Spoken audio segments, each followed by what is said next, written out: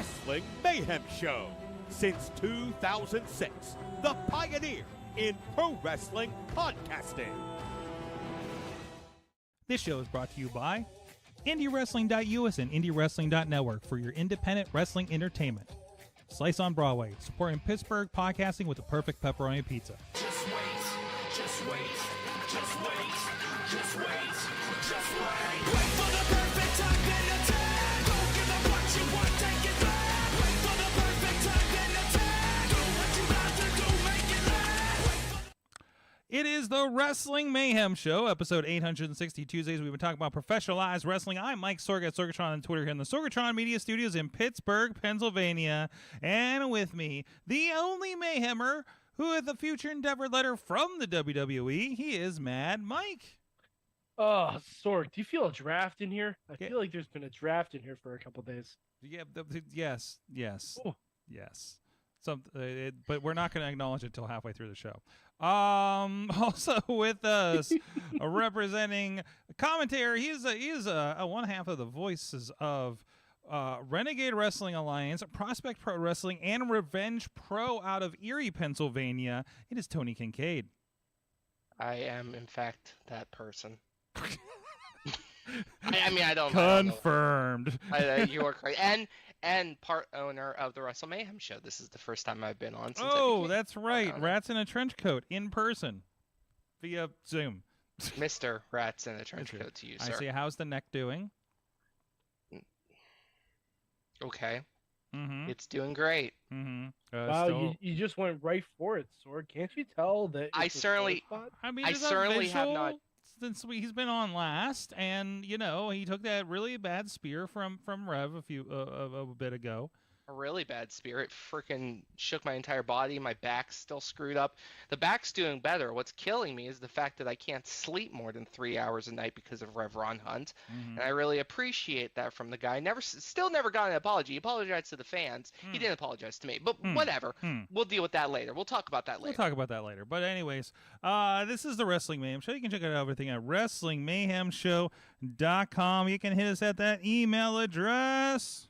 Good times at WrestlingMayhemShow.com. You can also hit up the website, WrestlingMayhemShow.com. You can also subscribe to the podcast wherever you would like to do that. And wait, is this an old one? It's talking about the super feed and stuff. I don't think this is the proper one. What is happening here? What's up? What? You have some cheese on you. I have my cheese on my head. Oh, I came back from Wisconsin. And cheese sporadically grows on my head. Hold on, let me take care of it. Hold on a second. There we go. It might come back later. Anyways. Are you related to Steve Blackman in any way? See, I didn't even think about that. Yeah, did you meet up with Chester McCheeserton? No, oh my God. I should have been on a search for Chester McCheeserton the whole time. You really should have been. Because there was nothing else to do in Oshkosh except for the event we were working. Yeah, it's fucking Wisconsin. I told you can get an overall sense of it just by the name. Yeah. I have family in Manitowoc. Be nice to Wisconsin. That's not a real word. Manitowoc is a real word. Manitowoc was that jobber that wore the bull's head in the ring. No, that was couldn't even get in the ring. That was Manitor. Anyways, you can hit us up at Mayhem Show. We are here live every Tuesday at 10 p.m. Eastern after the NXT runover on the Wrestling Mayhem Show Facebook page, on the YouTube page, as well as the Sorgatron Media Twitch and the IndyWrestling.us YouTube and Twitch pages, where you can join in, and we got an eye out on all those chatters out there as I'm pulling up the Facebook one. And also thank you to our Patreon supporters at patreon.com/Wrestling Mayhem Show, our friends at the fan of the show level, Bo Diggity! Woo! As well as Ed Berg, Team Ham, and Fist and Bobby FJ Town. And the Poppy Club level, oh no, this is not the right thing. Rats in a Trench Coat, Tony Kincaid, and I don't know why this isn't in the stock. I don't think it's been updated. Also, Dave Potter, spouse of Roos Jewelry Affair at roosjewelryaffair.com. It's a mouthful. Everybody on that level. It's weird. And also thank you to our friends at the Pizza Club level, Doc Remedy and The Riz, and at the manager level, Bradley. You guys can support the show too at patreon.com/Wrestling Mayhem Show. All right, let's get into the news for the week. First of all, my God, this Backlash. Yeah. My God, Friday night we were watching. And Backlash was sick. thankfully, there's nothing else to do in Oshkosh, Wisconsin. And Guardians we were seeing Sunday. And there's a whole other conversation there. And Wait, no spoilers on what team? no spoilers on on Guardians? No. Oh, I'm no. assuming Guardians. No, we won't spoil shit. No, we won't spoil Guardians. No. And I don't know if Everyone dies. Well, yeah, I love when people are like, I'm "Oh, they're completely kidding. doing this, and this." I'm like, ah. So, anyways, we watched Friday night. We watched Saturday. Puerto Rico was freaking crazy, off the hook the entire weekend. I loved watching both nights of WWE. Loved Puerto it. Rico was goddamn lit. That's what it was. Yeah, absolutely. It was so crazy. I want them to go back all the time. I know that we can talk about in a moment about why that may not be happening anytime soon. But man, I really there's a thing I've been reading about in contemplating this idea, because I think we talked about last week maybe about how Nick Khan talks about how WrestleMania in LA was intentional because of all the execs for the rights that are up next year, right? So they're pretty much holding those meetings now and trying to schmooze them up. But also the fact that and when you talked about the fact that WWE is not going to be on mainland for a pay-per-view until SummerSlam. So I mean, but Still wild to think about. But my God, you're going from the WrestleMania that was what it was. That spectacle that was in their backyard of the people you're trying to impress, going to Puerto Rico and having one of the wildest crowds ever, and again announcing that you're breaking records because you've never done this much with a Backlash before. That's for sure. They're going to do probably something crazy for London for Money in the Bank.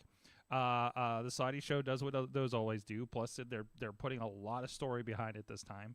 To be able to say, hey, we're going here and here and here and doing the biggest takeover, holy crap events. That's astonishing for them. WWE's just taken their event dick and putting it on the table internationally. Yeah, pretty much. I do have a requirement though for the future. Okay, for Puerto Rico or for that event dick? For every pay-per-view, for every premium live event, excuse me. Okay. We always need to run a stadium where the intro can be a drone shot from the outside. Oh my to God. the inside. That was the coolest fucking thing I've ever seen. Yes. It was somehow a POV shot of you walking into the arena, but at the same time, very much not. And it was one of the coolest shots of the whole weekend. And a weekend filled with really cool shots. Mm-hmm.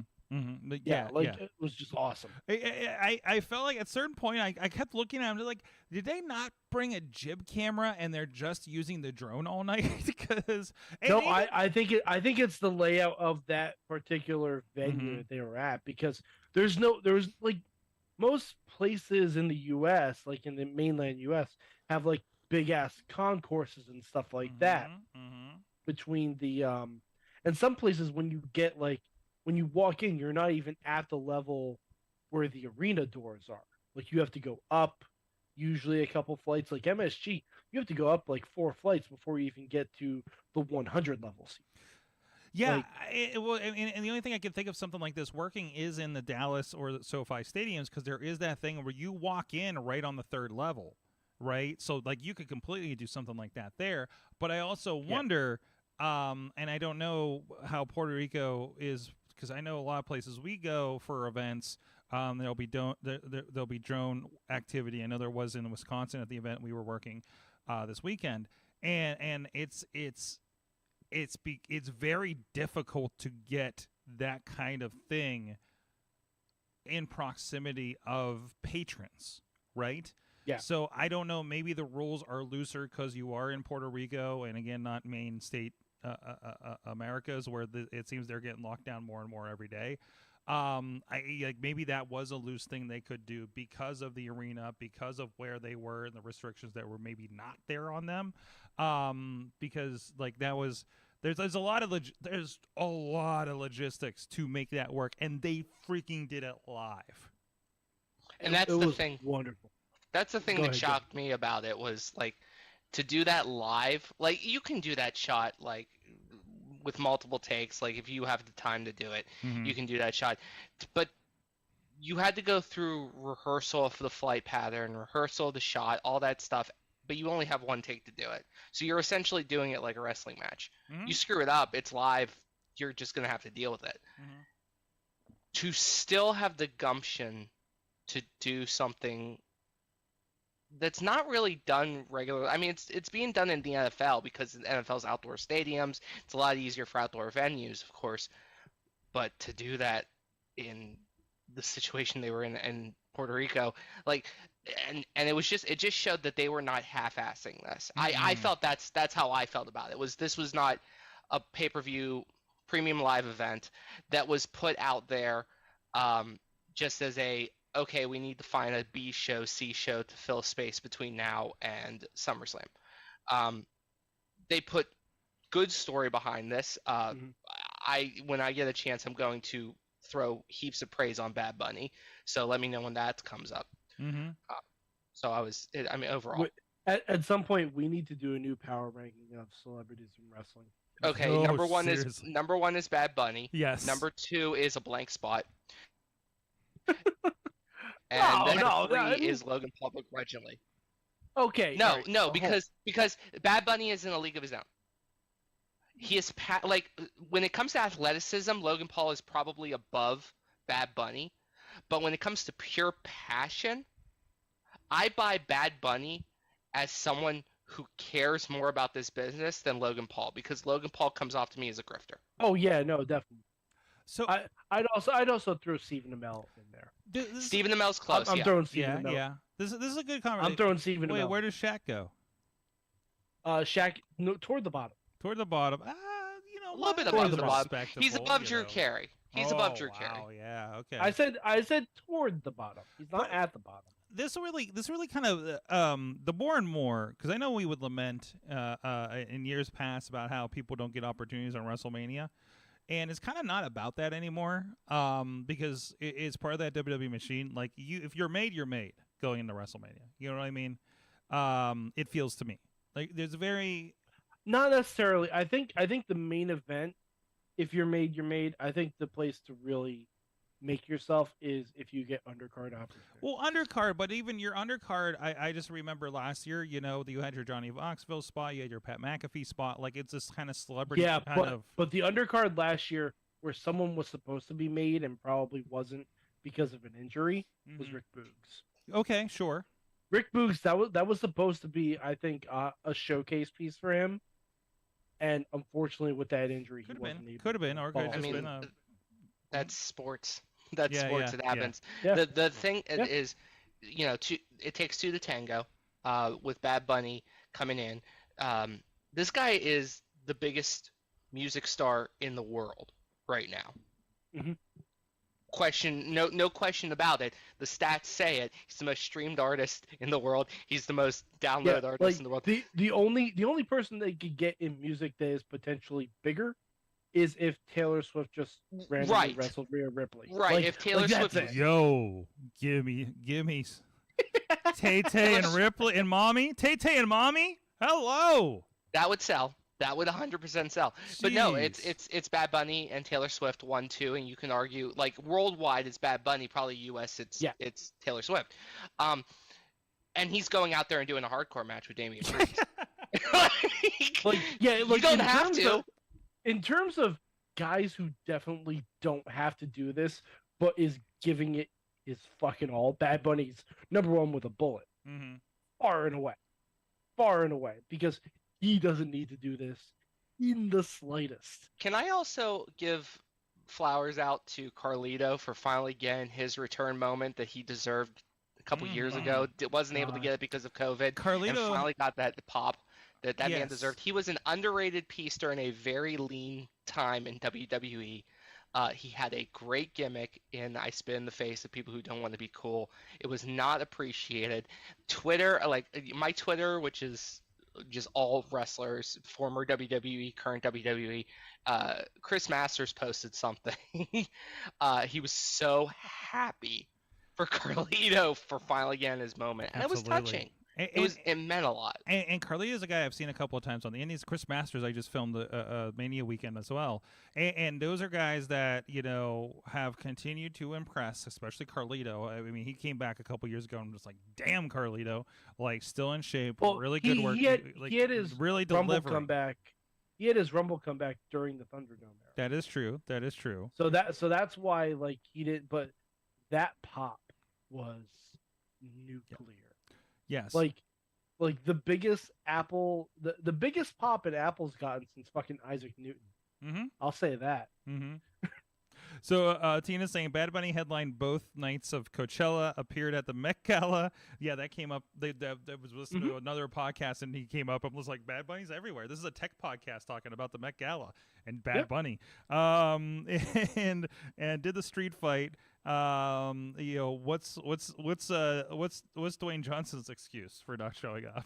So no, and by the way, I got a link in the Wrestling Mayhem Show group, a really great podcast interview with The Rock, with two I don't know much about the show, but I think it's like two NFL guys, and it's a very, very cool hour conversation they have with them about things, including the XFL actually. Yeah, no, but this is like that thing, you know, and Logan Paul, over him or hate him, Logan Paul fucking delivers, you know, in the ring. He does. Oh yeah. Oh my yeah. God. No, absolutely. Like, He does. as a performer, I will say, Logan Paul on the microphone Mhm. leaves a lot to be desired. Sure. Logan Paul in the ring is absolutely fine. Mm-hmm. Like Bad Bunny in his segments, he's killed it every time. Mm-hmm. He's killed. He has a perfect record. He's more of a performer, I Yeah. feel, than Logan Paul, right? And, Like, well, also it doesn't hurt Bad Bunny that he's never had. Logan Paul's still trying to run an apology tour. You know, in the PR world, you know, you have to. This dude's still trying to come back from the Suicide Forest incident, and he will never come back from that. no, that's He's always a trash human being. But his WrestleMania moment, you know, great, all credit in the world to Logan Paul. His WrestleMania moment, and for WrestleMania, probably Logan Paul over Bad Bunny makes sense in the scheme of it all. But for Puerto Rico, for the Latino community, Bad Bunny showing out in front of a Puerto Rican crowd, which Puerto Rico is part of the United States, and people don't know that. Yes. Yes.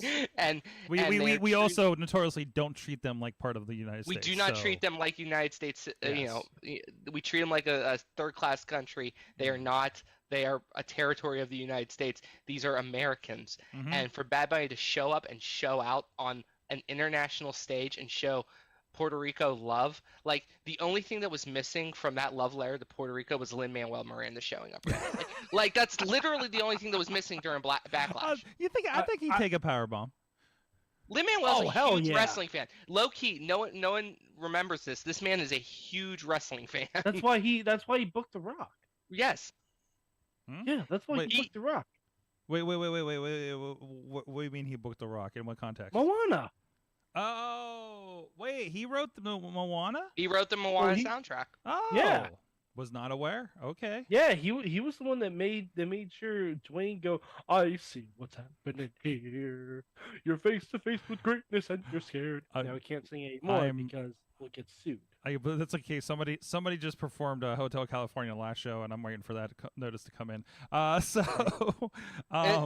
Tina also brings up a great point with Carlito and the Colognes in general. Like they are royalty in Puerto Rico. Absolutely. So to have Puerto Rico, which also in wrestling parlance, Puerto Rican wrestling has such a negative connotation because of, you know, situations that occur, Bruiser, Brody specifically. Yes. To have such a great event in Puerto Rico is such an important thing. Now here's the biggest question coming out of Backlash. Why the fuck wasn't that the main event? Sometimes Why? the main event's not the last match on the card. I know, but why, if you're in Puerto Rico and you want to showcase this, why isn't the last thing you're seeing on that show the entire LWO with a giant Puerto Rico flag in the middle of the ring? Instead, you're seeing a pissed off Brock with a cut open forehead that wasn't supposed to happen. No, Brock Lesnar can. If Brock Lesnar Yeah, but it wants wasn't to bleed, it wasn't supposed to be that. I will position that I think the decision would be made because the Bad Bunny match is for the people there. The other match is for the people at home. For what Are you saying there are not Puerto Rican people that are watching it on Peacock? I am saying the WWE mindset perception, which I don't agree with, would be that's the main event for everybody watching at home. Because everybody watching at home wants to see Brock Lesnar and Cody Rhodes. I still think they should have called an audible. I still think. I think this show should have opened with Zelina and closed with Bad Bunny. I would say I'm not a booker. I don't know what goes into that. I just listened to a story today about the booking of the WrestleMania with Chris Jericho and Triple H and the thoughts behind that, and why didn't we put The Rock and Hogan at the end? It's the same. It's the same thing. It's the same thing. It's whatever. And it was a stupid decision. Whatever hard line they say, no, X needs to be last. No, these guys need to be last because they're our stars. Like, put that before the reality of the situation, right? Welcome to wrestling booking. And I do have to point out what's being featured in the replay stuff. Mm-hmm. It's not Brock versus Cody. Yeah. So in the moment, Bad Bunny versus Damian Priest may not have been the main event, in the last show, but replay value, that's the match that they're using to promote the network. And I would also say, less and less. I take this mentality with this show. Less and less is the bulk of the show that you sat and watched. What becomes more important now are the tweets and the replays and the captured content on multiple platforms, right? Even though we're on Peacock and that is a very significant number, I would almost position that more people will see that Bad Bunny moment on any platform except for Peacock. Yeah, no, I agree. So, but at the same time, but Mike, then who's your audience that you're trying to serve? Who does it really matter to at this point, other than somebody's ego in the back? But if you know one match is going to get more social media hits, why wouldn't you put it at the end of your show so that when people go to watch Peacock, egos and politics? Hold on. Egos and politics. It's not just that. So I can give some insight on this because I'm an actual PR professional. So, little known fact: you hook people with the middle, not with the end. You hook them with the front or the mid or the end, never the end, because the end's not the hook. So if you are a Bad Bunny fan who knows that he played in 2 nights of Coachella and was at the Met Gala, and you're seeing on his feed because you've been following Bad Bunny trends on the Bird app, and you are now seeing this video and you know zero about wrestling, you are going to watch that match, go to Peacock, sign up for your free trial or whatever, watch that match, and then go, whoa, and you're going to end up falling into the main event. Yes, and what is the story coming out of the show? Not Bad Bunny, not that situation. That's the end. The story coming out of that for you to follow into the next show until Monday night and whatever is going to be Brock and Cody. Okay, you need to be left hanging on the thing and the question marks in your head on the thing that makes you tune in on Monday night, Mike. Right? That didn't make me tune in on Monday. That's not Mike. You're not the fucking audience here. No, I know, but you're not the audience. You're not the Bad Bunny stand that tuned in for that we're trying to hook through. When did Bad Bunny play at Coachella? Was he in the middle? Oh no. He closed the show. Because Bad Bunny is a known music artist, not a known wrestler. We're trying to bring music artists into wrestling. This WrestleMania 11. Listen, if Brock Lesnar which was 30 years ago, Mike. If Brock Lesnar showed up, it worked then. It won't work now. I promise you, it won't work now. WrestleMania 11 wasn't even in New York, and Lawrence Taylor closed that show. And it's one of the worst It's the worst one of the worst WrestleManias of all time. Yeah, but not because of the main event. The main event still It doesn't. I'm just telling you. In 2023, that's not how this will work. 100%. That's not how this will work. Well, maybe. What if they tried it? They have. It didn't work. We're going to. When the new did they thing. try it? I'm sure they've tried it. It worked with Sami Zayn. Sami Zayn is a pro wrestler, not a musician. I'm saying hometowners. Okay. Well, that's a different conversation. I'm not having. No, that's what I'm saying. Okay. I'm saying you close with what the loudest pop is gonna be. The loudest pop is not going to be that finish to the Cody and Brock match. That's not the loudest pop. I know some people listen that actually book wrestling, and I really love their opinions. So I really want good times at WrestlingMayhemShow.com because we don't book wrestling here on the show. No, well, I do want a video game. I'm gonna say we book wrestling on the show. I'm using quotations. But I really would love an informed opinion on this kind of idea. I can book your D&D campaign. That's about it. There you go. By the way, Top Rope Tabletop returns this Friday. Check out that segue. Didn't you like that? That was good. And you can check out that and so much more over at IndyWrestling.us. Top Rope Tabletop will be Friday night and with a special mystery guest. Who is it? You don't know. I don't. I think your Dungeon Master is the only one to know. And even Tony, your special guest will be sequestered until we start the stream. Oh, God damn. Oh, man. Are you bringing the special guest in like they do at wrestling shows in a golf cart covered with a black tarp? No, we're going to ask them to show up about 3 hours before you guys do. And we have a nice green room in the back that's sequestered and everything, and there's video games, and we'll have some refreshments for them that none of you will get. Is that why there was the charge to the Top Rope Tabletop credit card ice machine? Was that why that was that? Yeah, that's why. Okay. That's why. Oh, got it. Right. There's an espresso machine back there, and there's a. I thought the champagne was a little bit obtuse, but okay, fine. I don't know who wants the brown M&Ms. That was weird. But anyways, so special. That's going to be happening coming up here. And do you even still have brown M&Ms? I don't remember. Well, you had to take all the brown M&Ms out, or else Ozzy wouldn't go on stage. Exactly.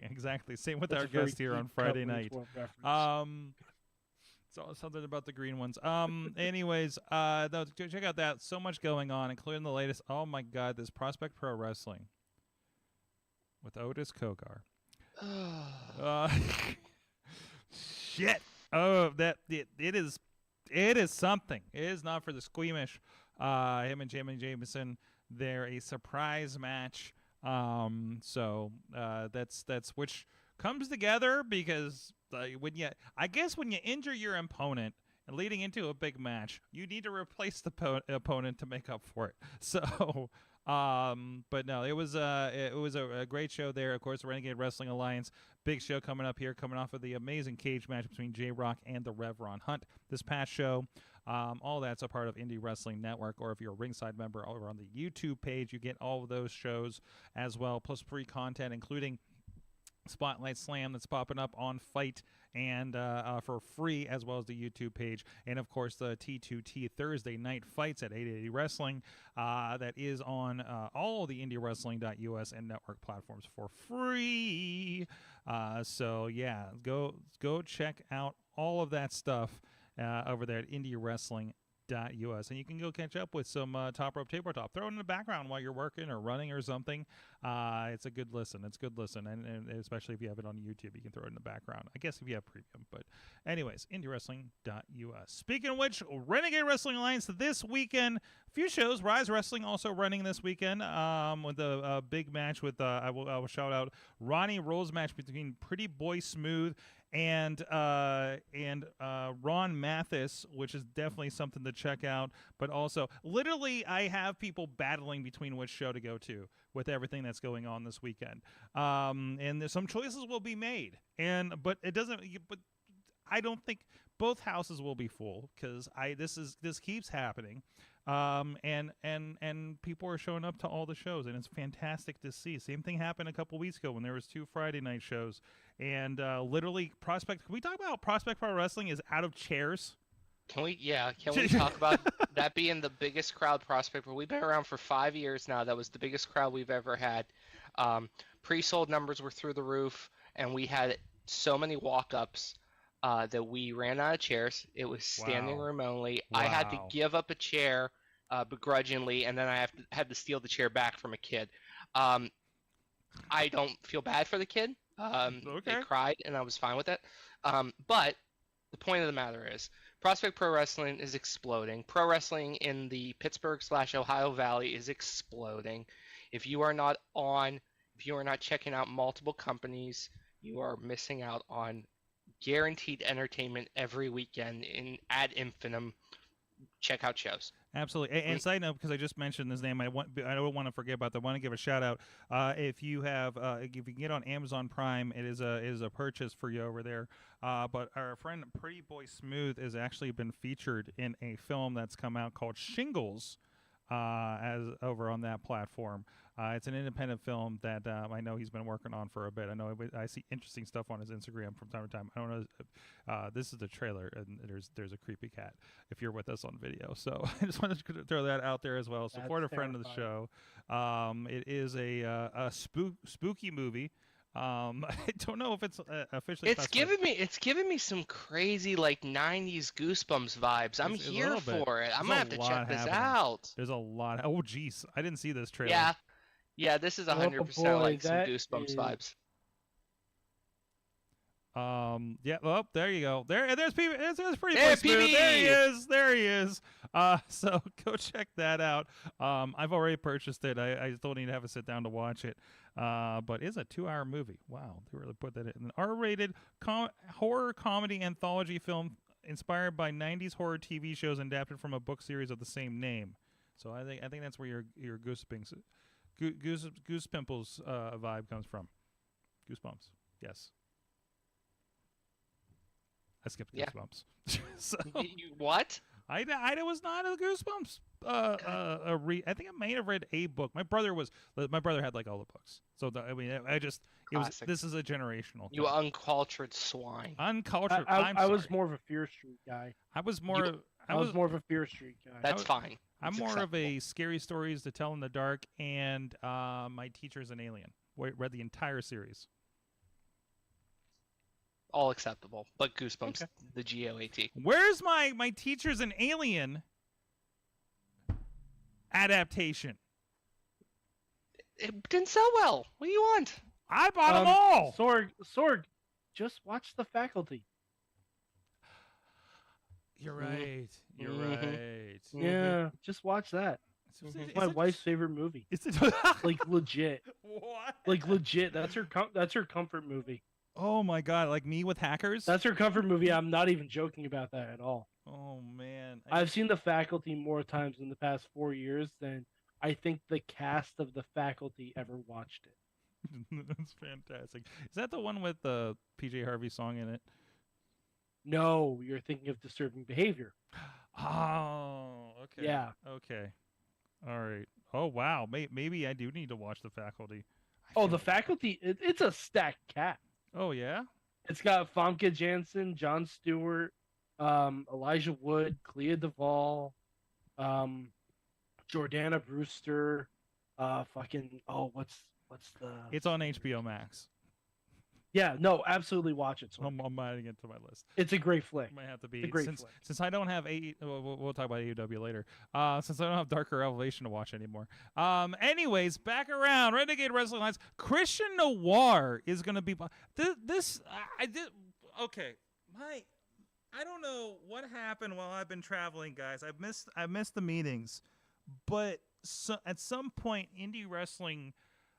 Between Rise RWA and 2PW just kind of meshed and is having a weird booking threesome right now. Oh, it's hot. No, I think it's more of a This area is no longer going to try to eat each other's tails. Fantastic. J-Rock's popping up to take on John McChesney. Ironically, Yeah. something you'd want to do in a threesome. Right? That Right? hurts. Don't make me laugh. It hurts my neck. But J-Rock's going to take on John McChesney for the 2PW title next month. The way I just saw, Don Murphy's popping up in RWA. Christian Yep, Noir is going to be taking on the Rev in RWA. Well, so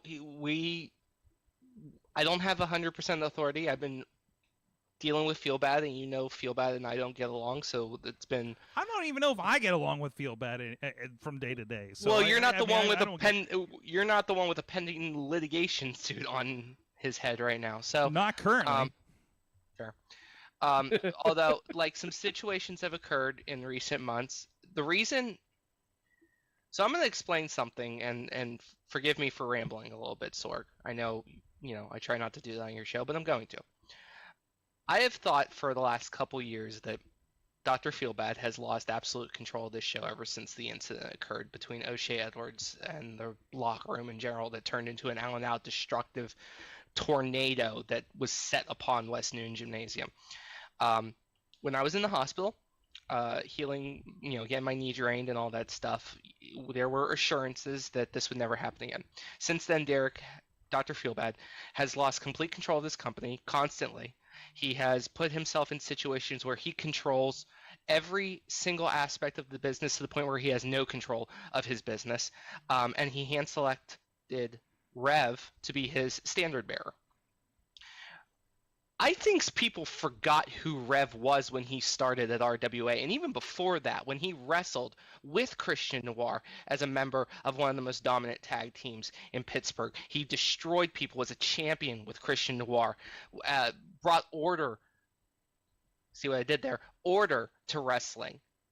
And then he came over to RWA and he attacked Chris Taylor as the leader of the pulpit, and then all of a sudden fans forgot about it. I didn't forget about it. I didn't forget the douchebag, and I'll call him that again, Rev Ron Hunt, you douchebag, that he used to be. And Christian Noir is going to help me remind Rev of who he was, who created him, which was Christian Noir, and he's going to put him into the ground. From dust to dust, from ashes to ashes, Rev. I'm done now. Okay. If you want a reminder of what the Rev did, there's a Heaven and Hell series over on Indie Wrestling Network where we go over his feud with Chris Taylor, actually. So if you need a little bit of a refresher, there is that out there. I think we do have the first episode free over there for the really early stuff. Phenomenal documentary, by the way. That's how I learned all this stuff. Oh, and I was also in the stands for this stuff. You think RWA fans, who are some of the most loyal wrestling fans in the area, would remember their history, but I had to remind people of it. Mm-hmm. And if you need a refresher, pay attention to RWA's Facebook page. I'm sure soon you'll get a nice little microcosm, or I just gave you one. Or do your own research, you lazy bums. There you go. It's not that hard. There you go. IndyWrestling.us has all these matches. Literally all these matches.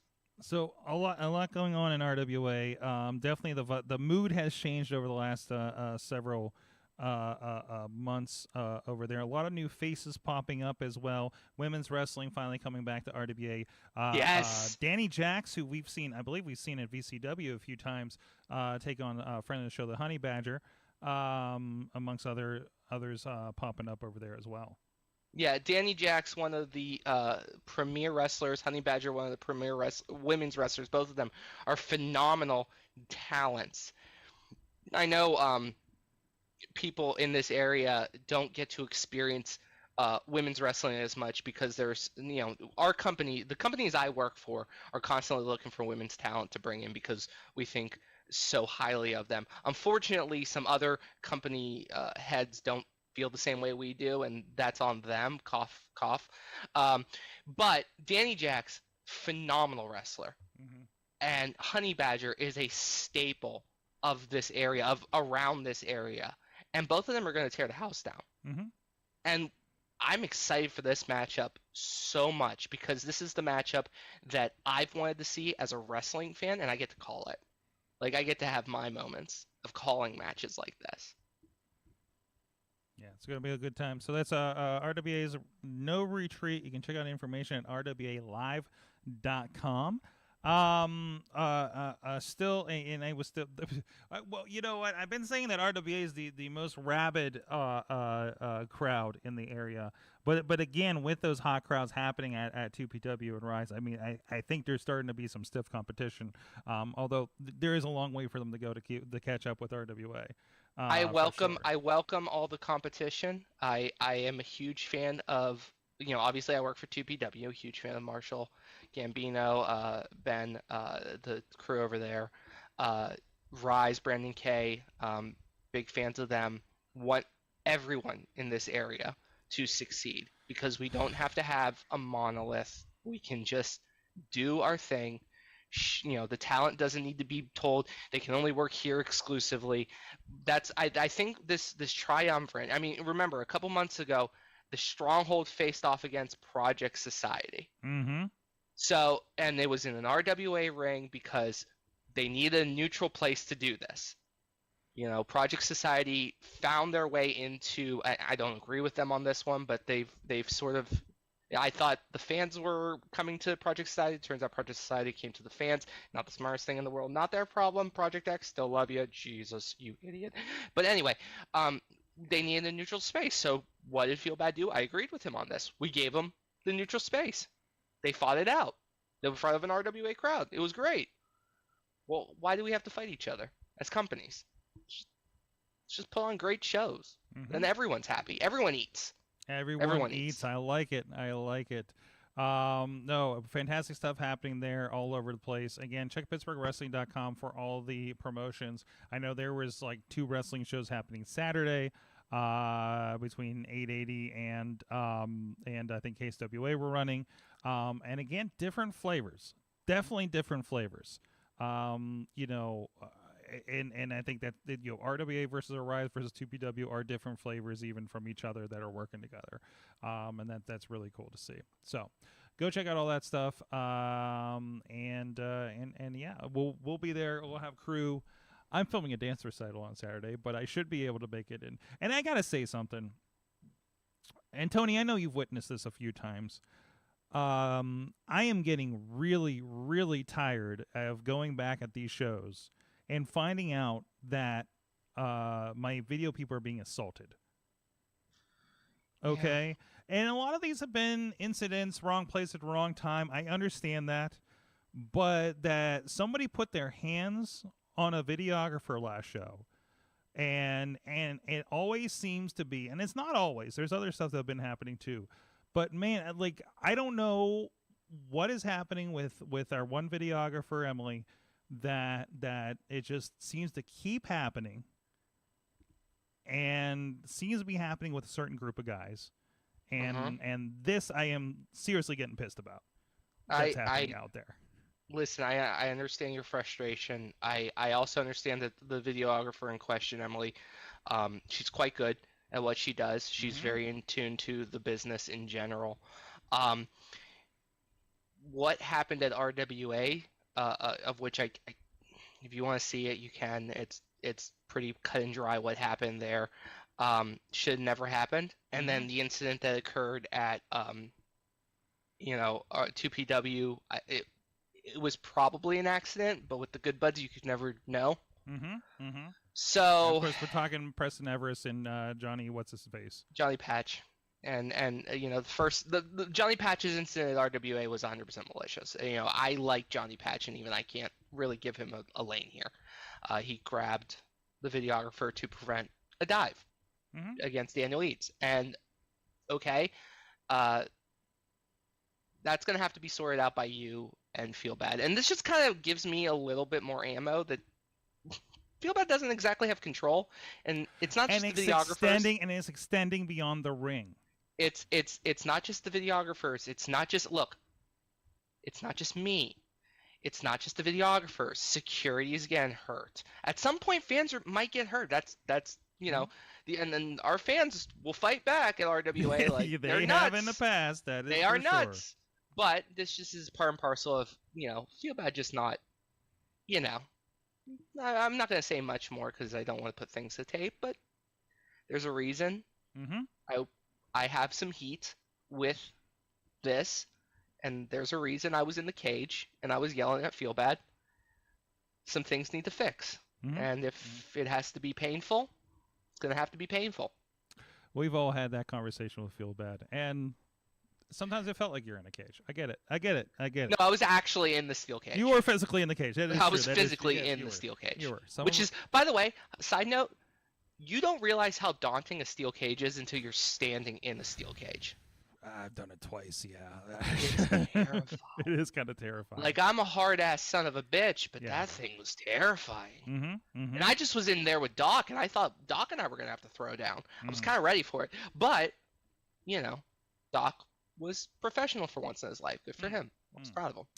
Anyways, go check out all that stuff, IndyWrestling.us. And, of course, check out all the links, RWA Live.com, and give a shout out to our friends at RiseWrestling.com for ticket information for both of those shows.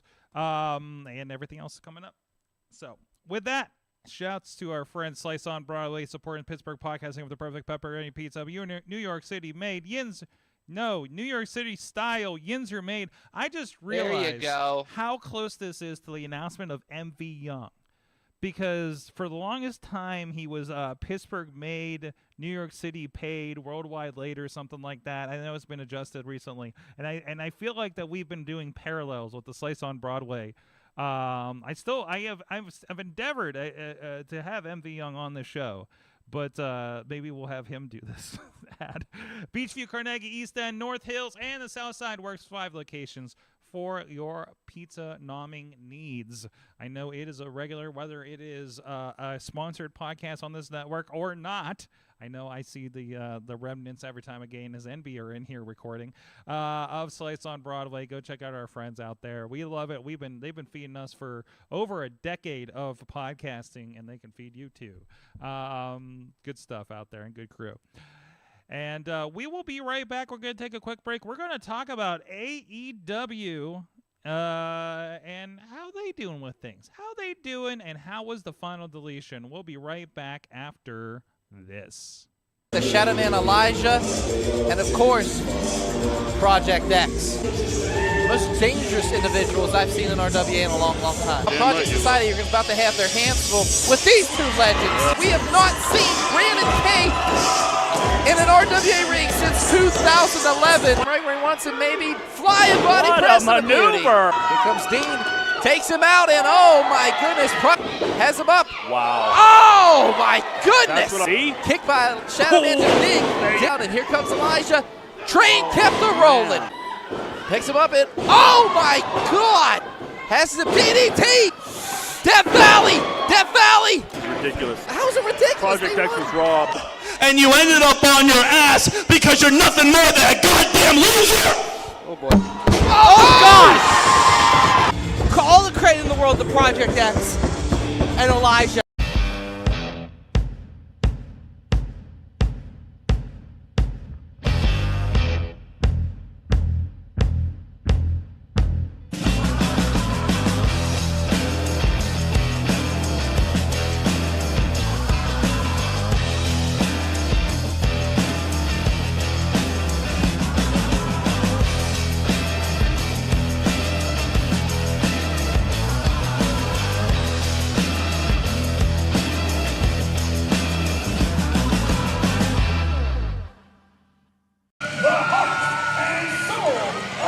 Look out! Oh, wait a minute! Afternoon, it's payback time. Fulton, gets dropped! To charge, and get one last one in on Fulton. Chambers, high into the heaven. Anything in his arsenal to take down somebody like Fulton. Wait a second! Man. Choke slam right on the apron! Oh my God,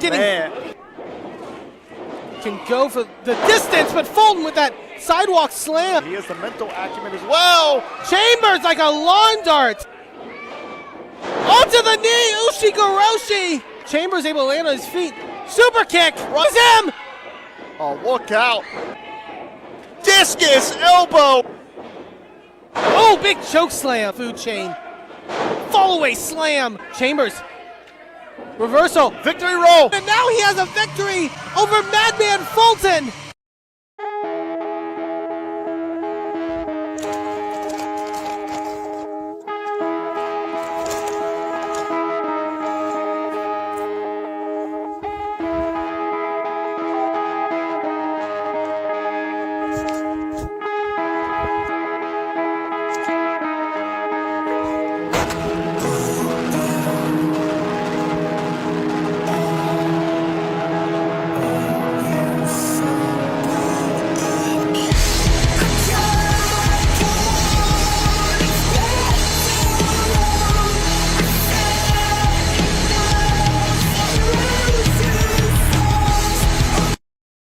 controversial combination of money shot. I have never seen the runway look more motivated. And the Rad Boys just wanted to get themselves into the conversation because instead of defending those titles against the championship pedigree tag team, they now have to contend with 2 more challengers as well. All the blood rushing to the head that have the chance to win here, but making a tag and a huge Uranagi. Nystrom goes to the floor. Wow! Cambridge is not going to relinquish these titles without a fight. Big Stereo dives as well. And Elijah D. Look out. Hard attack for Rad Boys. Just, oh, look out. Oh, man. Elijah Dean. He's going to capitalize. Steal this one. He did it. Money shot. Got it. Elijah Dean.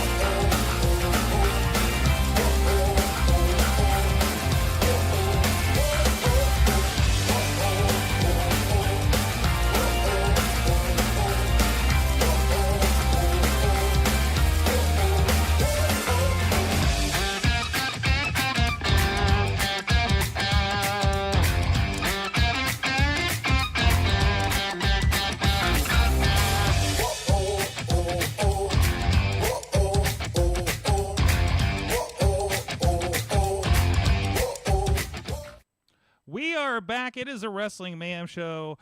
Still here with Tony Kincaid, voice of half of the promotions in the Pittsburgh, Western PA area.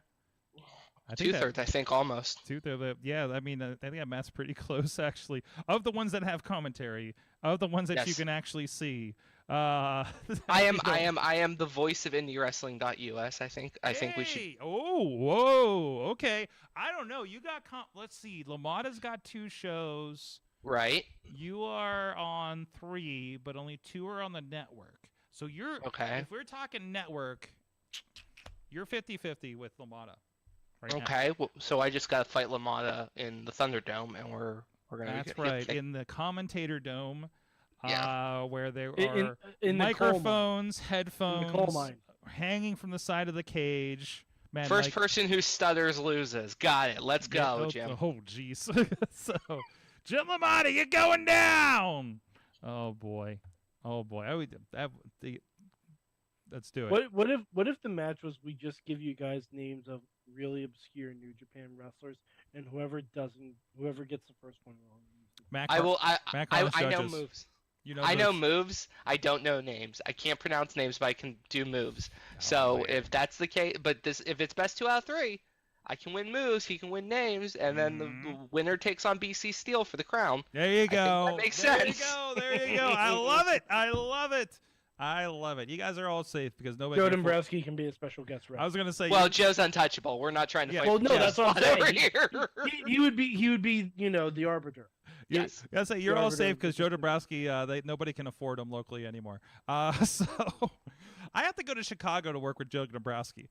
Like, how freaking weird is that? Hey, at least you don't have to go to Mexico. Yeah. At least he doesn't. At least he doesn't have to go to Mexico half the time. But anyways, AEW. Speaking of other countries, officially, apparently have sold 60,000 tickets without an announced match in a country they have never been in before at Wembley Stadium for All In coming up here in late August, right? Yeah. Fantastic. My God. I knew you guys could do it.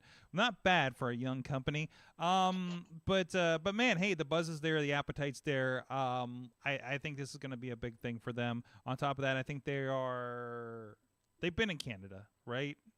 Yes. Yes, they've been in Canada, but of course they're having a big showing around the Toronto area for Forbidden Door. They've had pay-per-views in Canada, I think. A pay-per-view? I think they had one in Calgary. Like. Calgary, okay. Yeah. Okay, was that when we did the Owen Hart Calgary thing? or T-Dot, pretty sure. Okay. Or T dot. Toronto. Toronto's T dot. Our guest from earlier was from Toronto, on AwesomeCast. So, but anyways, just weird how it connects together. But yeah, no. Yeah. Actually, no, they haven't had one in Canada I yet. didn't think so. I thought they had. They've had Dynamite in Canada. Dynamite. I thought they had. Didn't they have a premium event in the Stampede? I feel like they had. No, they're having one. Oh, okay. I'm sorry. My time. They're having one. They're having one in Calgary. That's where the Owen Hart tournament's going to start. Okay. Okay, And that's where my they're mix-up is. And they're doing Forbidden Door in Toronto. That's what I was thinking. Okay. All right. But still, so AEW doing fantastic with that. Looking forward to that. I know there's quotes from Booker T. It says this is a WrestleMania, if not a SummerSlam, level event at this point with the the way that they've sold and the buzz around it. It has been interesting. I don't know if we mentioned on the show, but I keep seeing clips online of like soccer shows or football events. You can say soccer. We're in America. We know what you mean. Okay. for the foreigners out there. Hi Vim. But anyways, Vim has offered to be our special correspondent. Ooh, okay. He's offered to be our special correspondent via Facebook. So I like it. We humbly accept your request, and we will figure out a way for you to send us voice memos from the show. Well, just voice memo and email it to the Good Times of Wrestling Mayhem show. This is what I'm saying. Yeah. Yes. I don't know if that works in the UK. It's email. I don't know. They have a new king. Who knows what's going on there now? Plus Brexit. Yeah, you're right. So who knows what that did to the cell service. Anyways, so that's a thing that's happening. Also, did you guys watch the final deletion or the firm deletion? The firm deletion. Firm deletion. I did. I watched the extended cut on YouTube because I didn't get a chance to watch Rampage. Why did you do that to yourself? I did it too. Oh, come on. Oh my God. Why do you two hate yourselves so much? Okay. All right. And I don't know what that compares to what it was on the show, on the actual show. So we're not in with the deletion? No. No? Not this. This one was not the most fun. No. There was no Lake of Reincarnation. There was no sentient lawnmower. Like, come on. Like, where's the chutzpah, Matthew? Mm-hmm. Come on. I know Jeremy Borash isn't there, but at least have like a mower of lawns, a Skarsgård, the dilapidated boat. Come on, give me something. We had a burning logo at the end. I don't care about burning logo. I cared that Lee Moriarty was in it. That was cool. Yeah, that was great. fucking Kill Bill. Yeah. Also, that's just how Lee rolls out of bed in the morning. Let's be frank. He showed up in his pajamas. It wouldn't surprise me. I need to look something up about.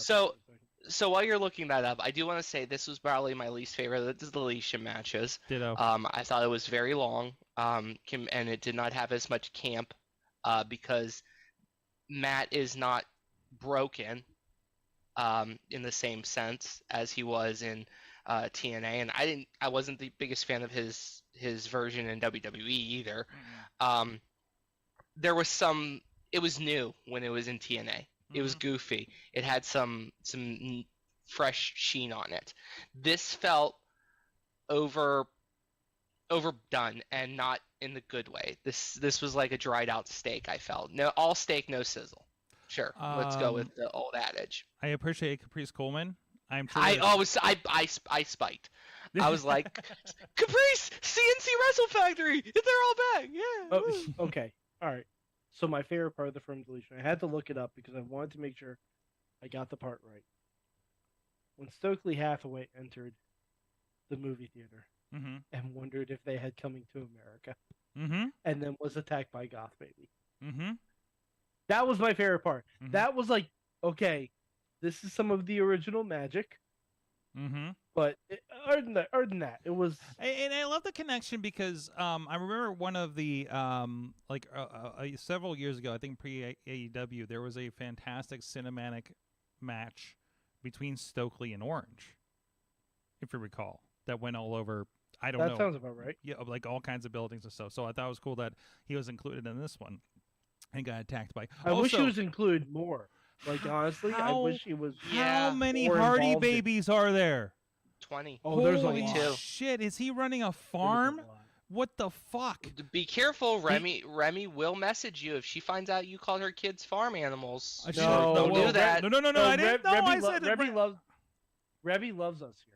No, Okay. Rebby retweeted us last week. No, I don't mean. Rebby I'm loves not us here. referring them like far. I mean, no, sorry. Listen, I'm from the country, and in my No, Matt is just in my trying to neck of build the his own woods. Survivor Series. team. Yes, in my That's neck of all the it woods, is. you'd have 10 kids because you need farm hands, right? Yeah. So I want to know what the Hardys are growing. The compound has a lot of land, and they're in Carolina. Tobacco Road's only a few inches away. Matt, don't- shut your mouth. Why do you keep calling him Why Matt? do you keep calling me Matt? That's why I was confused. I don't know. I don't know why I keep doing it, Mike. I'm so sorry. It's okay. That's why you guys were calling me out during the break before. I'm No, like, that was me, and then I. yeah, I know. apologize. I'm like, are you talking about Matt Carlins? That's why I wasn't paying attention. No, that was probably what the mix-up was in my head. Again, dealing with a concussion and a busted neck.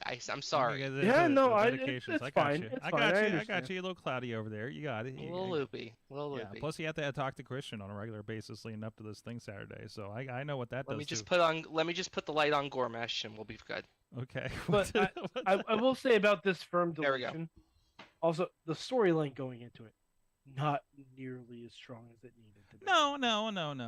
Absolutely. Not nearly as strong as it needed to be. Like the rest of the deletions have had some kind of like intricate storyline going in. Like, and I'm sorry, the fact that we didn't throw Big Bill in the Lake of Reincarnation and he didn't say you can't teach that or something like that, huge missed opportunity.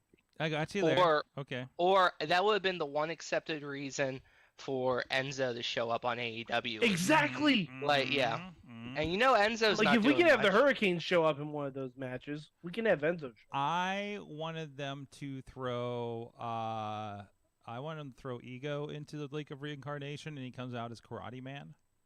Sure, I even sure, had this absolutely. Either that or hell, you throw Big Bill in the Lake of Reincarnation and then he thinks Stokely is Enzo. That's even better. Okay. All right.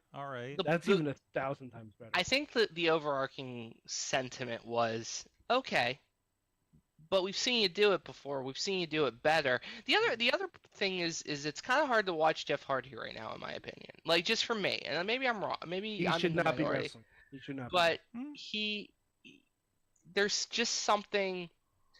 The whole match was built, I think, to sort of give Jeff this storyline, like rebirth, so to speak. That seemed to be the story they were trying to tell, and that's great. Let's not forget what real world is going on with Jeff Hardy. Yeah, Mhm. Jeff Hardy needs to be as far away from television as possible. And I don't want to, throw allegations out there, but I just can't see it right now. Mhm. I can't. And good for Matt for supporting his brother and being a loving brother, and good on the Hardy family in general for being as close-knit as they are. But it gives me that bang of drunken diner video stuff that they used to do in the 2010s back when Matt and CM Punk were feuding, and they were just shooting like or it was MySpace, Zanga Lives or whatever the freaking hell we did back Zanga then. Live. What? I don't know, man. But Tina just said this in the chat. Maxwell's Twist of Fate was pretty solid. He got some good. Oh yeah, no, got he's a some good good worker. rotation on that one. He might be a better worker than Jeff at this. Nice guy, tries hard, loves the business. Like that's all we really need in Pittsburgh. Like I'll sign Maxwell to a contract right now. There you go. I mean, Matt Hardy has been RWA before. There is history. There is So, history there. I mean, bring it back around. what I do want in the future, a future intergender match, I want all the baby Hardys versus the she-Eeld. What's the Shield? The Shield. We've gone over this. I do. Yes, and with Seth and Becky's baby. Oh, John and Renee's baby, and Okay. one of Roman's dogs. Boom. The Shield. this could be a thing. Could be Mhm. a thing. The Shield versus the Hardys. WrestleMania. 57. Well, yeah. Sure. That's 54. 17 Let's say years. 54. I'm calling- Okay. Let's say 50. By the way, I'm calling my shot of WrestleMania 57 does not emanate from Pittsburgh. What are we even doing here? Honestly. Like, Wow. if honestly, April weather, I know it's a coin flip. Heinz Erasure Stadium, whatever, would be a great if they can- venue. If they can hold an outdoor Mania in New York, they can hold one in Pittsburgh. And Philly. That's what I'm saying. Yeah. We gotta talk. Sword, you and I gotta talk about Philly at some point. Hmm. We gotta get a van, Yeah. like a mini bus or I something. gotta get through Detroit first, but Fair enough. I gotta get through a gathering, a Detroit, and an Aerosmith concert before I start thinking about Mania. Yeah. And a New Japan Impact Wrestling show, right, Sorg? Yeah, that too. Oh my God! By the way, I just got my tickets for Long Beach. I can officially say I'm going to Long Beach next weekend. Wow. So, you know, if you know, you know. Sorg, just be careful. There's so much drama in the LBC. Just want you to let you know. Yeah, that's what I hear. That's what I hear. We'll see. We'll see how much drama is there that night. Live on New Japan World, apparently. It's okay. I'm sure you'll keep coming up with funky ass shit every single day, so it's fine.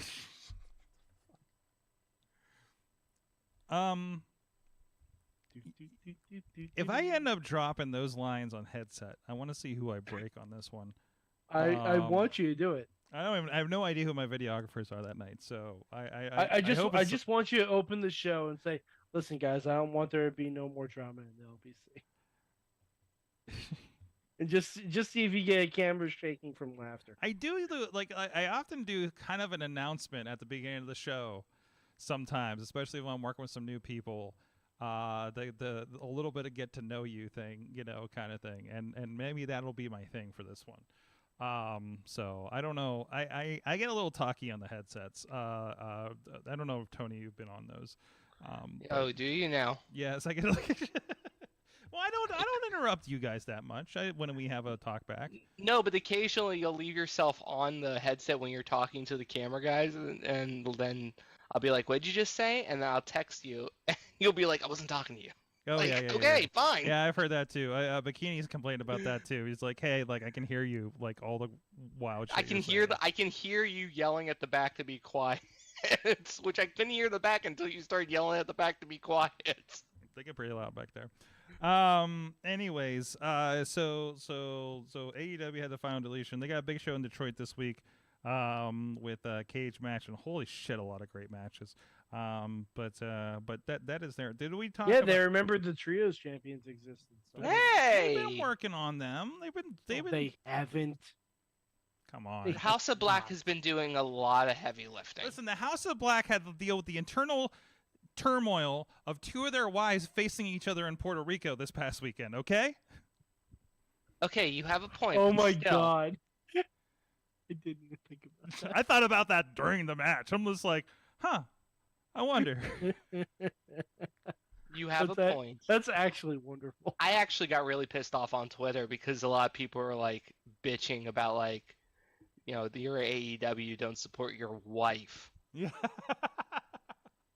Okay. They may have Fuck very you. well been there. They may very well have been there to support. Oh, I'm sure they probably. I'm sure they were. Yeah, I mean, Hey, if your wife is getting a trip to Puerto Rico, why the fuck wouldn't you go?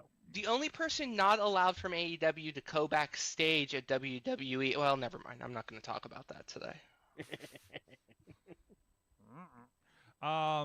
Yeah, no. So look in my eyes. What do you see?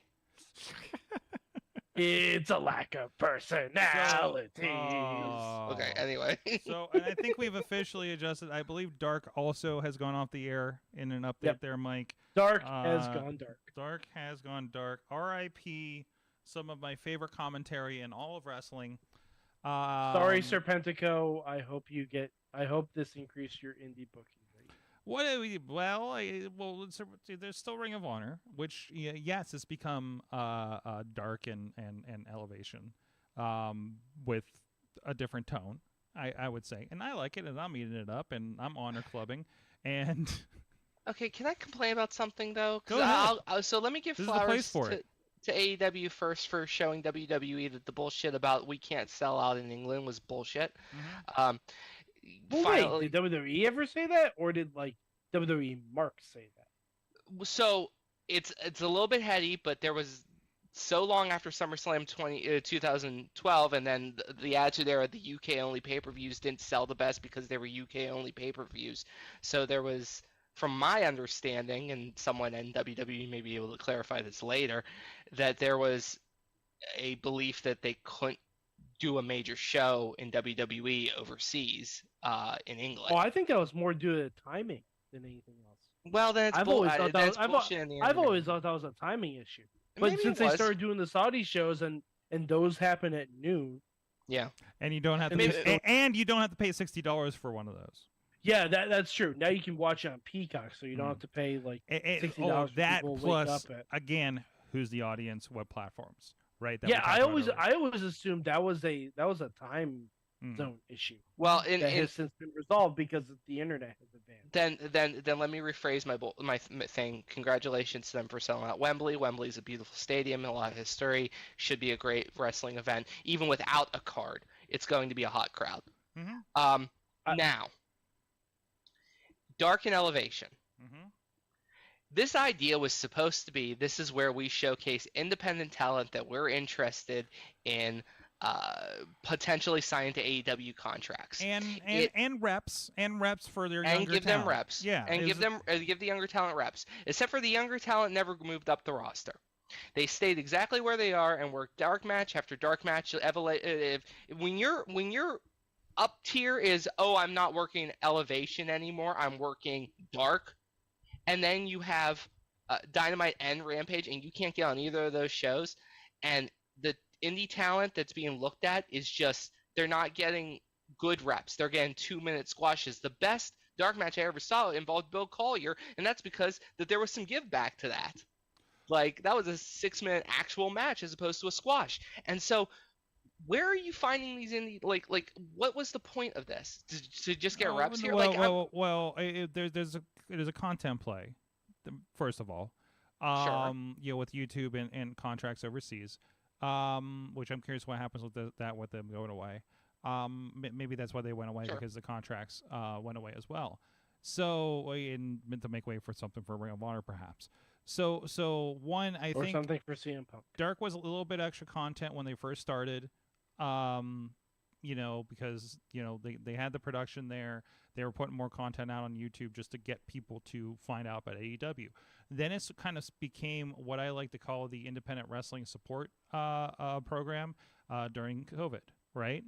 And a lot of people got looks, and a lot of some people came out of that. Lee Moriarty, I think, came out of that system and upgraded to where he is now, right?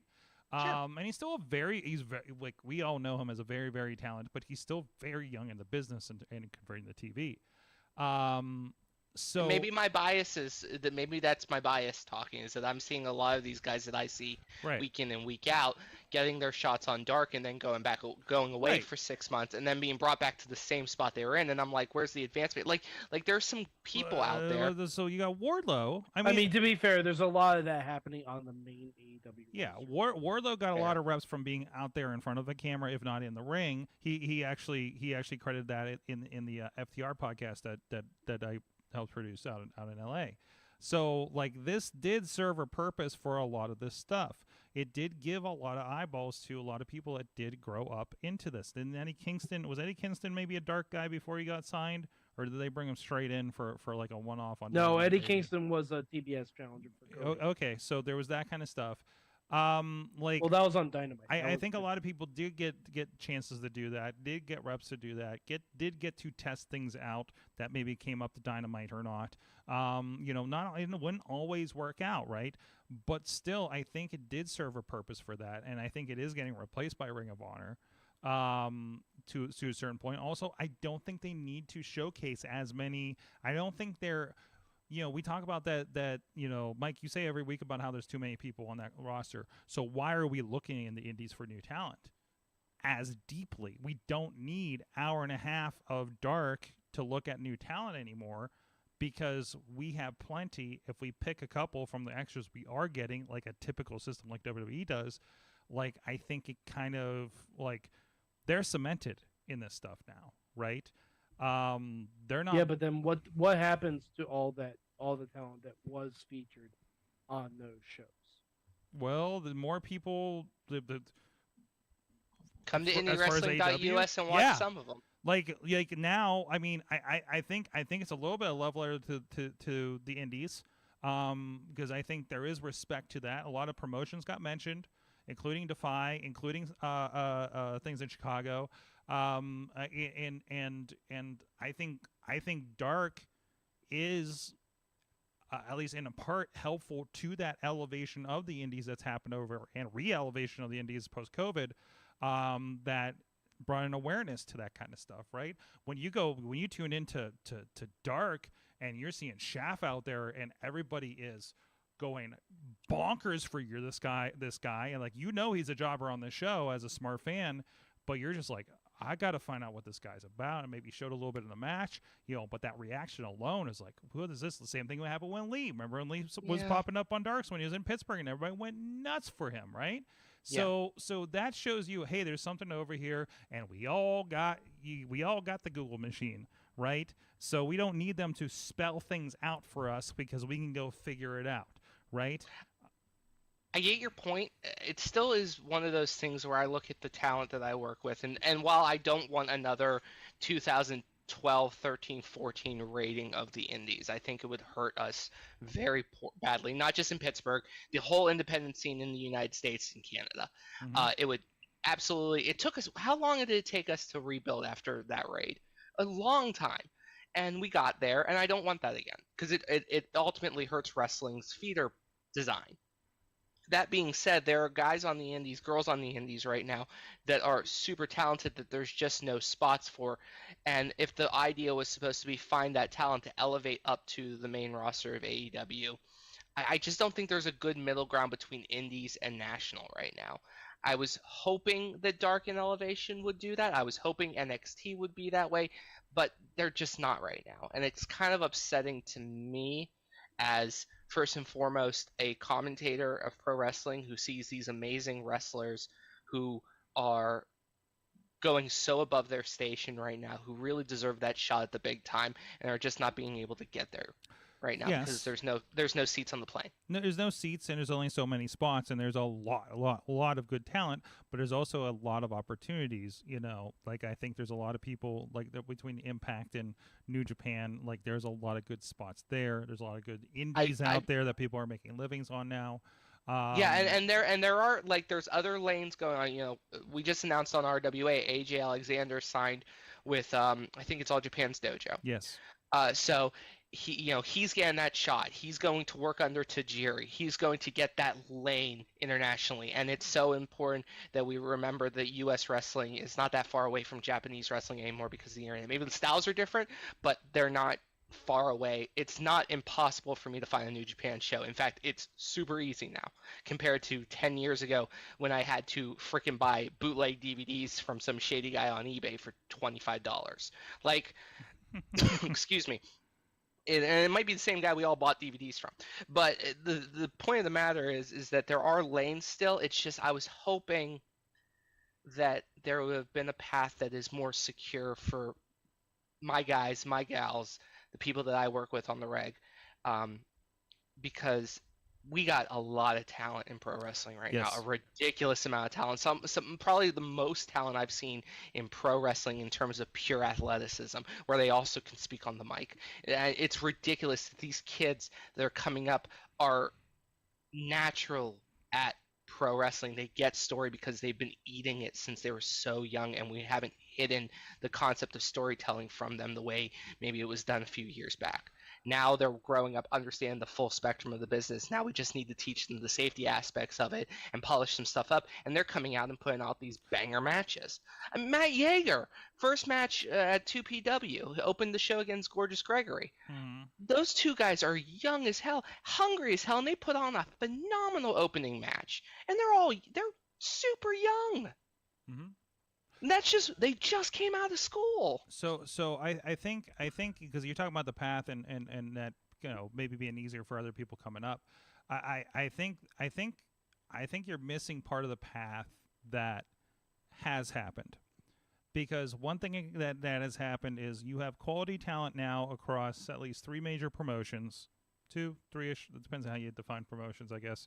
That now say, you know, my understanding is, you know, what's one of the biggest things, like as a new wrestler, you can say is somebody asks, "Who's your trainer?" Right? And your answer can open doors for you. And now you have people on AEW, WWE, Ring of Honor that they can say, "Who's your trainer?" And at least those 3 people can say Brandon K. So now I think there's a door open for people that train through Brandon K.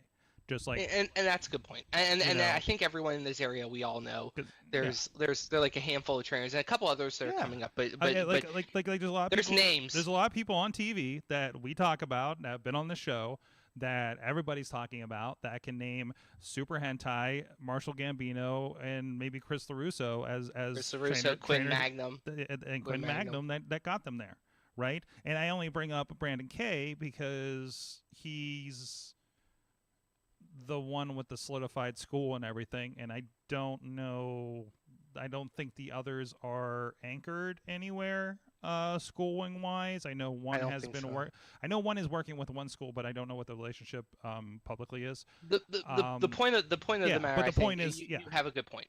And it does mean a lot that we can say, like, when you look at Pittsburgh, when you watch a week of national television, including NXT right now, you are watching Rise 2, 3 sometimes, depending on how deep you're going into television. If you want to watch Lady Frost and Victor Benjamin do their stuff in online, a lot of people that are coming out of the Stronghold, and there's a lot of people also that, you know, Britt is an example of that, like, that were trained from Pittsburgh, and those are guys that names that you and I know, that Mike knows, because we talk about them incessantly.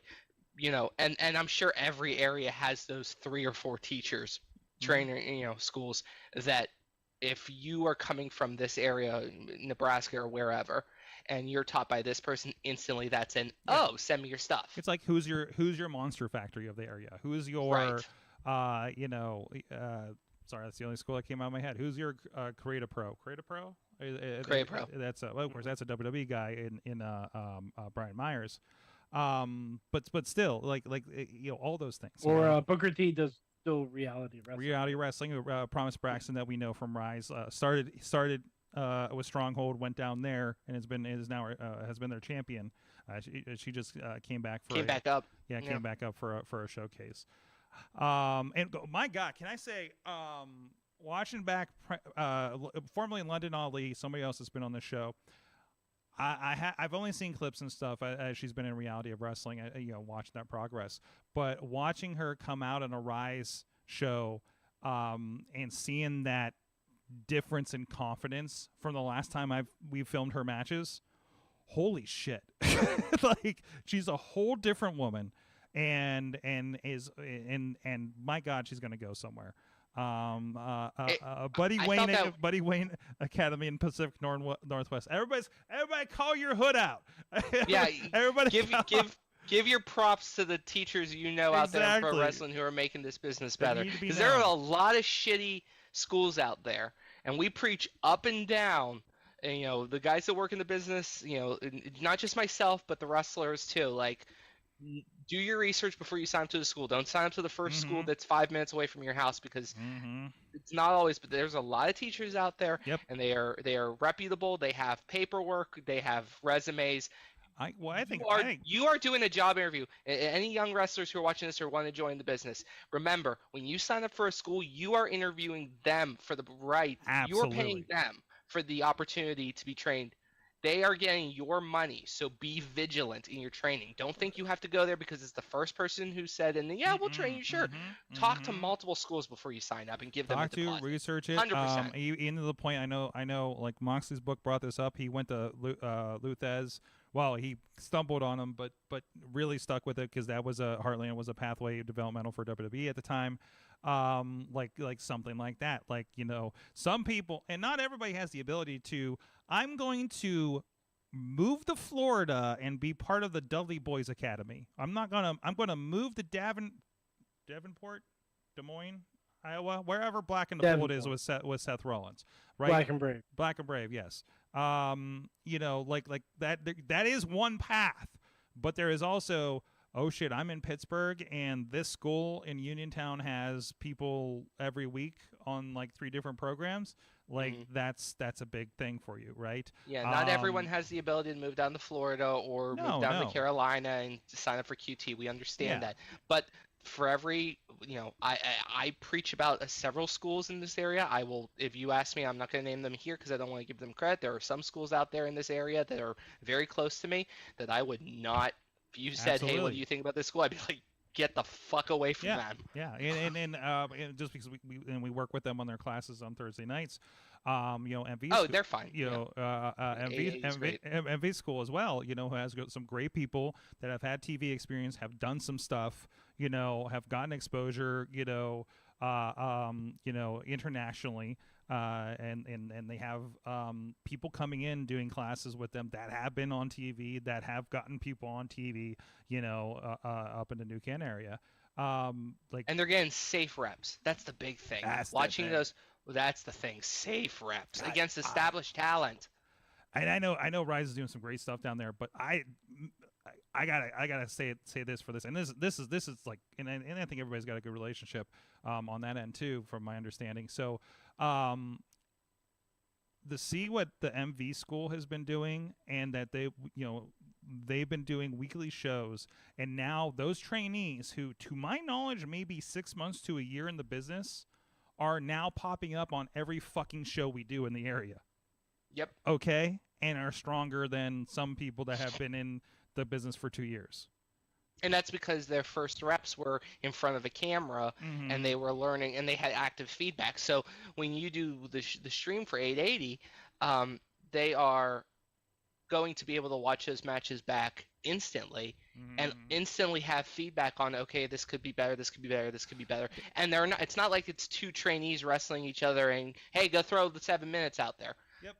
Nope. It's you're wrestling MV, or you're wrestling the Runway, or you're wrestling Keith Hott. You're wrestling people who have been in this business for a while and know not only how to put a match together, but also how to protect you. There's a really I think you're aware of this too. There's one promotion that we work with that was trying to give reps to a lot of younger talent that didn't really have the opportunity. And there was like a horrible problem where half of the show was matches with people that did not know how to work a crowd, at all. And it was just killing the shows for a while there. And this is something that they don't have a problem with, because there is, even if there's 5 people in the crowd, because it's a free show, it's out there, it's been cold through the winter, like they have something, right? And they can go back and see what that looks like. Like, most schools have trainer matches and stuff, and maybe there's a camera up in the corner, but it's not a 3-camera shoot with commentary, right? To see what is being accented and everything like that, and the character work and everything. And I think that's going to be the next, also Stronghold, I think, is going to be like that. Like that's the vibe, that's the something is happening here. Just like something was happening with Rise, something's happening with the Stronghold, and that's why we've said, what the fuck do you need? Where how can we help? And then again with this, it's like you guys got something going on here. 2PW has something going on and is getting something going on again.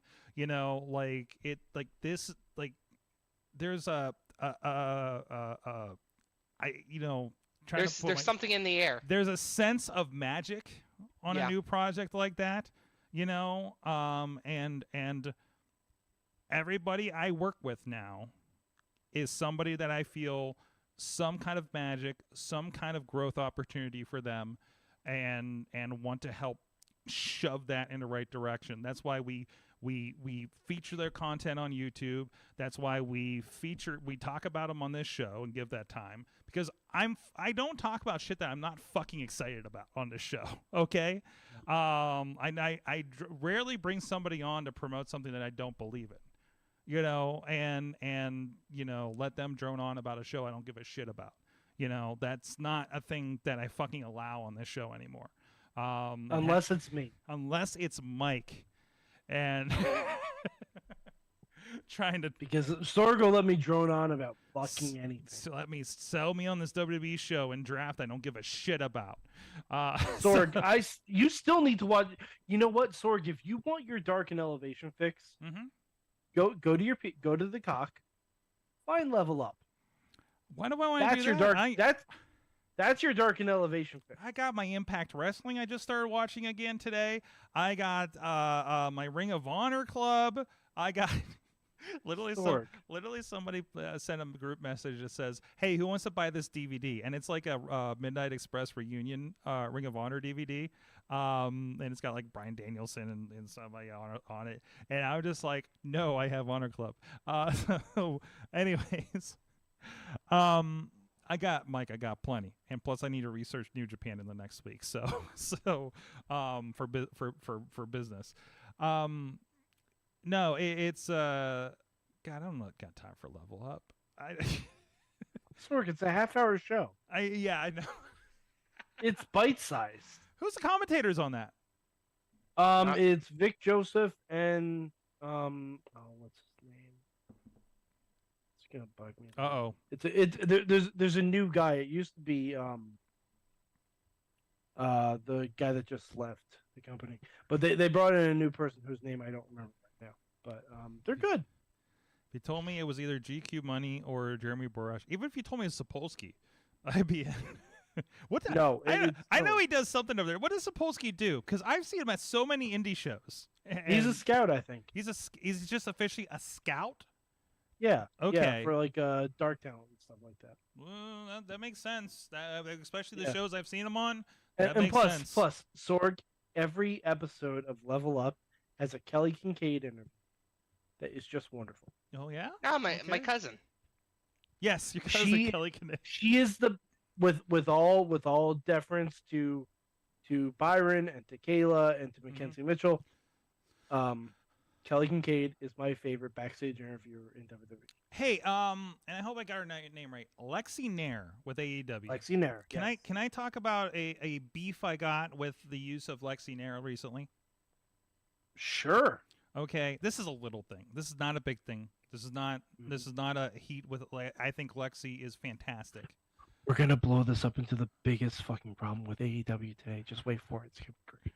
But I think she is being underutilized as the I don't want to say vanilla backstage interview, although her at the start being rushed away at the beginning of Firm Deletion I thought was fun. Do you remember the interview show she used to do early on the YouTube channel? Wasn't that fucking... She interviewed Abaddon, which was great. It was always like this awkward interview kind of thing, and it was pretty much Sorg. It's pretty much a precursor to AEW. Hey, I was gonna say they have RJ City now, and they have Renee Paquette. But they she don't was really so need good, and that's what makes me sad, because she was so good and had some personality and had that awkward comedic timing. You know what I mean? And I was like, I wish she had. So that shows me she has more than just being a backstage announcer, right? I just want to see her in another, and honestly, maybe she's backstage doing some fantastic stuff like behind the scenes that she's pushing forward, right? But I just know she's not on my TV doing amazing things as much as she used to be on YouTube.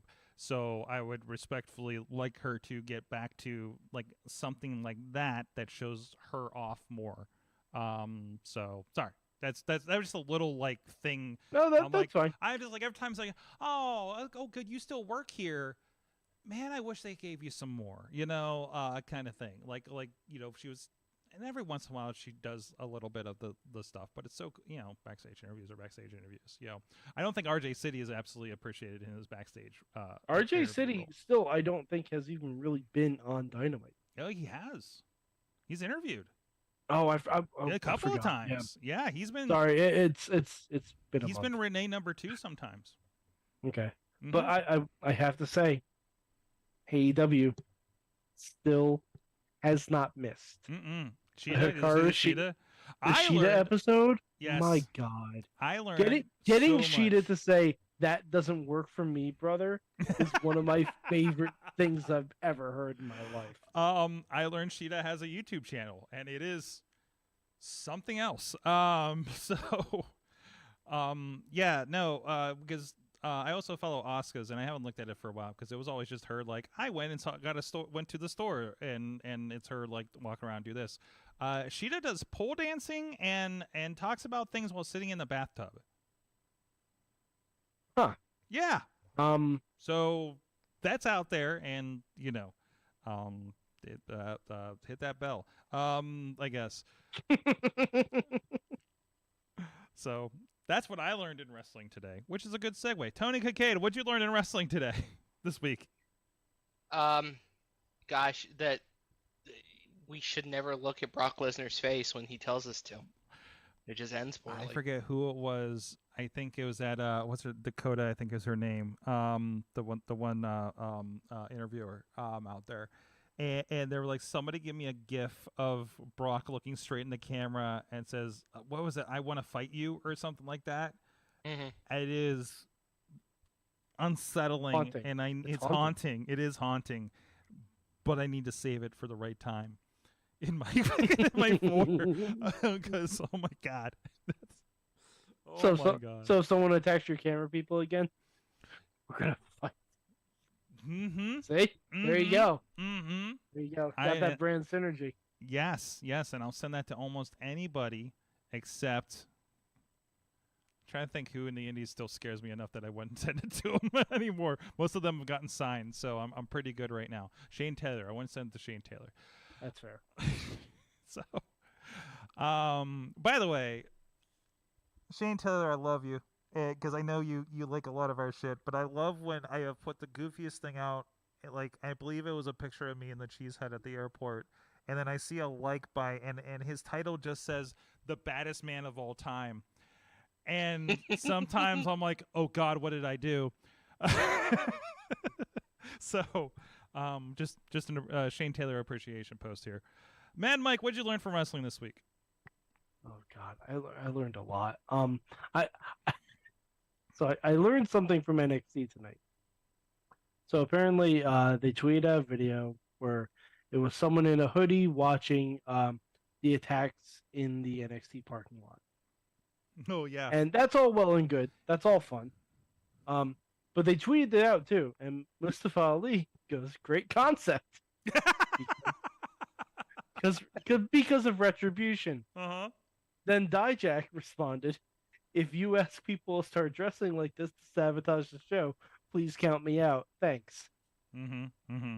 And then Massey responded, "Honestly, the black was slimming." And that's what I learned. That's what I learned. Retribution makes you look slimmer.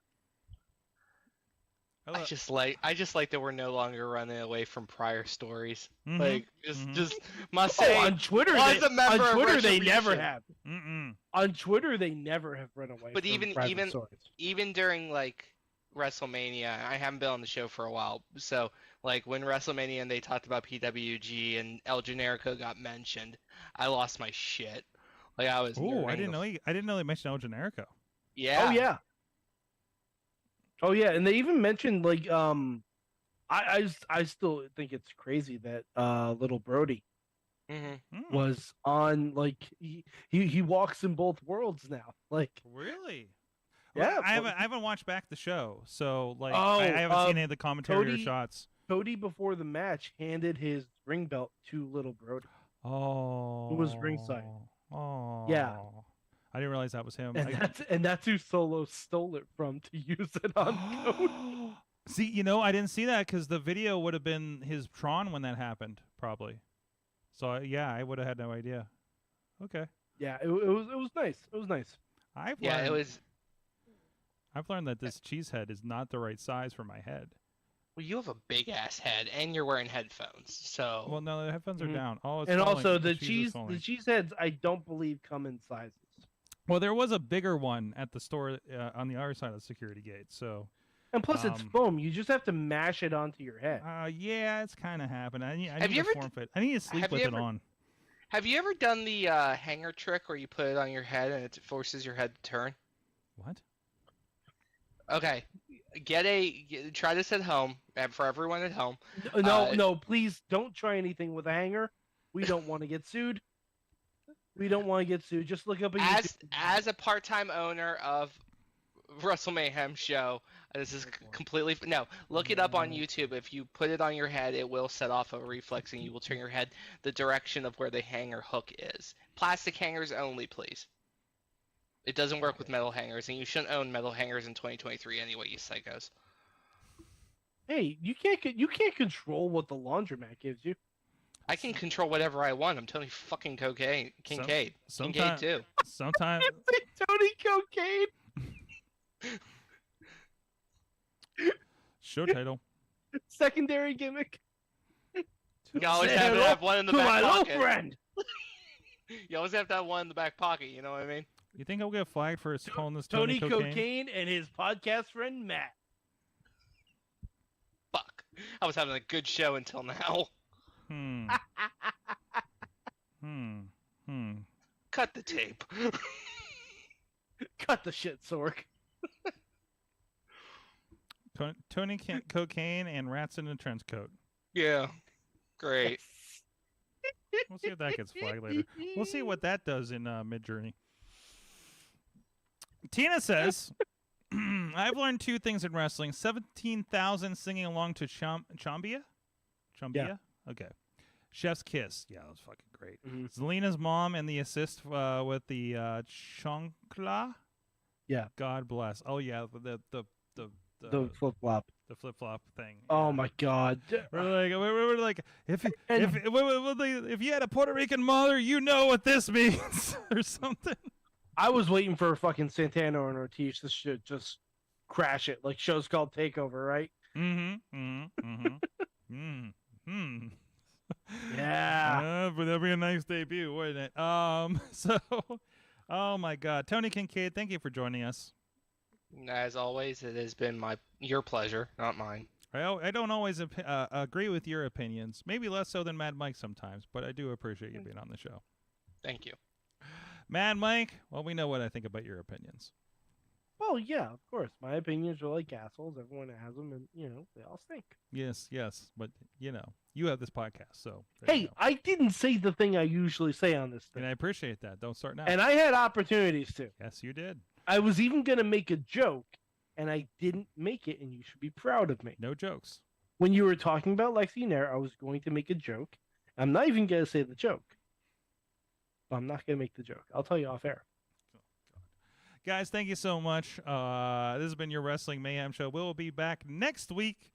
And I'm going to figure out who the guest is going to be. We'll see what that's going to be. Who should see you guys Tuesday? See you guys Tuesday. Next week, Tony Cocaine, everyone. Tony Cocaine and Rats in a Trench Coat. Shit. What kind of week do you want to have next week? Do you want to talk about butts? We'll invite Emily Fear back. Do you want to talk? I mean, we can always talk about butts. That's always, We should have Bradley back, but I think we're past his bedtime. So. Oh, we should have Emily and Bradley on for the butts v no butts debate. Yep. Mm-hmm. We should have Emily Fear and Emily Doyle on, so we can have a really confusing episode. So, sure. Two Mikes and two Emilys. Yeah, that won't be confusing at all. Yes. Anyways, guys, thank you so much. We'll see you guys next time. Mayhem out. Just wait. Just wait. Just wait. Just wait. Wait for the perfect time then attack. This show is a member of the Sorgatron Media Podcast Network. Find out more at sorgatronmedia.com.